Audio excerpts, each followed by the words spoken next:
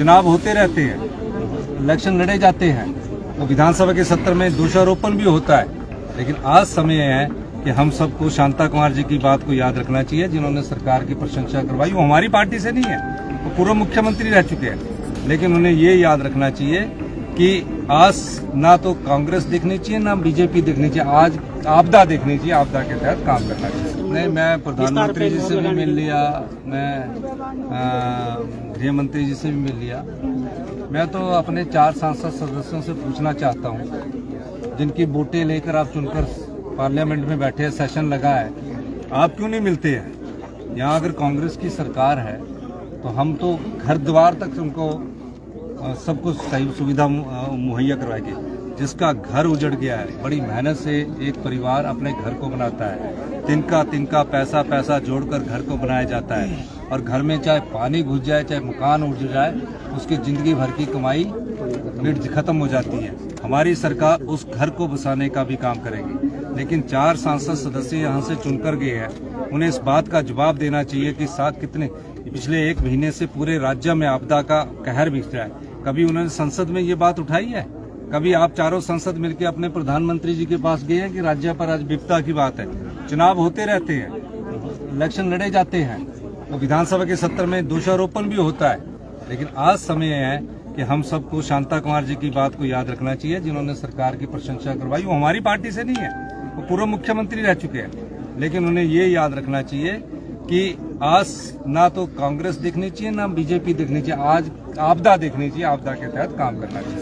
अब यहाँ गाँव के हाल देखें तो कि 1978 से जी सर ये गाँव डिजर्ट होता जा रहा है और इसका कोई परमानेंट समाधान नहीं निकाला गया है।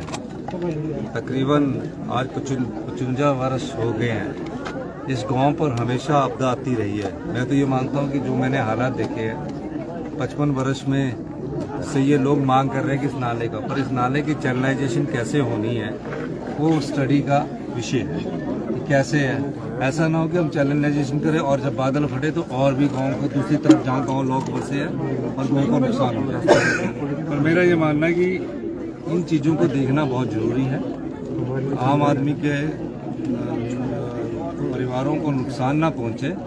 हमारी सरकार इस विषय पर मैं खुद अध्ययन करवाऊंगा कि कैसे इसको करा सकते हैं, लेकिन अध्ययन करवाने के अलावा जिस प्रकार का लहसा आ रहा है यहाँ उम्मीद बहुत कम नज़र आती है, तो कैसे इसको करना है ये तो साइंटिफिक तरीके से जो हमारे रिपोर्ट आएगी उसी के बाद कर सकते हैं। लेकिन अभी जिन घरों को नुकसान पहुँचा है उनको अभी हमने 10-10 हज़ार फौरी रिलीफ दी है।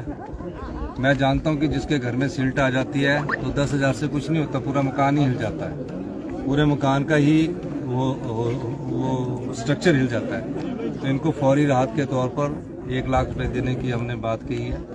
जिसका मकान उजड़ गया है उसके लिए भी हम जो हमारे साधन है उसके बीच में हम आने वाले समय में, अभी बरसात का मौसम ख़त्म हो जाए तो उनके लिए भी देखने आएंगे। तीसरी जिनकी फसलें नष्ट हो गई है, कि फसलों से पानी पहुंच गया, सिल्ट पहुंच गया, उसको प्रति बीघा मुआवजे की भी हम दरें तय करेंगे और जल्दी ही एक आदमी तक ये आपदा का पैसा पहुंचेगा।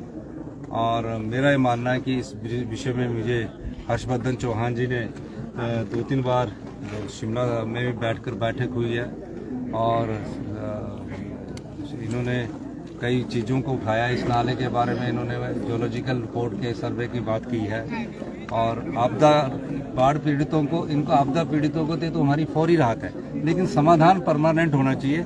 अगर होगा तो भी बताया जाएगा इनको, अगर नहीं होगा तो भी बताया जाएगा कि कैसे समाधान इसका अवसर है। देखिए मैंने तो खुद देखा है, बहुत कठिन है। 78 से बहता हुआ आ रहा है, बहुत कठिन है। और 3-4 बार हर्षवर्धन जी से मेरी इस बारे में बात भी हुई है। माननीय मंत्री जी इसमें व्यक्तिगत रुचि भी ले रहे हैं, लेकिन आज आके मैंने खुद हालात का, इन्होंने जब मुझे बोला आपको आना पड़ेगा तो मैंने जायजा लिया है। मैं सारी जगह जा रहा हूँ। पूरे हिमाचल प्रदेश में आपदा की स्थिति ऐसी है कि बारिश ने हमारे जीवन काल में 50-55 वर्ष के हम लोग हो गए, ऐसा कहर कभी नहीं बरसाया। और शुक्र है भगवान का कि यहाँ जाने बच गई जी, ये सबसे बड़ी बात है। अब शिमला शहर के नज़दीक काफ़ी मौतें हमारी हुई है। हम धूप जितनी जल्दी लगेगी उतनी जल्दी हम सड़कों को ठीक करेंगे और आपदा राहत की राशि भी तुरंत प्रभाव से। स्वतंत्रता दिवस कीजिए महाबचत, क्योंकि गोयल मोटर्स लाए हैं साल की सबसे बड़ी बचत ऑफर। अधिक जानकारी के लिए टोल फ्री नंबर पर संपर्क करें।